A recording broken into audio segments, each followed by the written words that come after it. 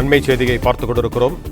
விருதுநகரில் தமிழ்நாடு அரசு ஊழியர் சங்க கட்டிடத்திற்கு உரிமை கோரி அரசு ஊழியர் சங்கத்தினிடையே மோதல் ஏற்பட்டிருக்கிறது. இது தொடர்பான கூடுதல் விவரங்களோடு இணைகிறார் எமது செய்தியாளர் மணிவண்ணன். வணக்கம் மணிவண்ணன், உங்களிடம் இருக்கும் தகவல்களை சொல்லுங்க. வணக்கம். விருதுநகர் மாவட்ட அரசு ஊழியர் மாவட்ட மையம் கலைக்கப்பட்டு 2 பிரிவுகளாக செயல்பட்டு வருகிறது. இதில் ஒரு பிரிவு தலைவராக பாண்டித்துறை, செயலாளராக கருப்பையா உள்ளனர். மற்றொரு பிரிவு தலைவராக அந்தோணிராஜ், செயலாளராக வைரவன் உள்ளார். விருதுநகர் யானைக்குழாய் பகுதியில் 2007ஆம் ஆண்டு தமிழ்நாடு அரசு ஊழியர் சங்கம் அலுவலக கட்டிடம் திறக்கப்பட்டு செயல்பட்டு வருகிறது. இக்கட்டிடத்தின் மாவட்ட தலைவர் அந்தோணிராஜ், செயலாளர் வைரவன் பிரிவினர் செயல்பட்டு வந்தனர். இந்நிலையில் நேற்று மற்றொரு அரசு ஊழியர் சங்கமான கருப்பையா தரப்பினர் அலுவலக கட்டிடத்தின் பூட்டை உடைத்து எழுச்சி நாள் பொதுக்கூட்டம் நடத்தியுள்ளனர்.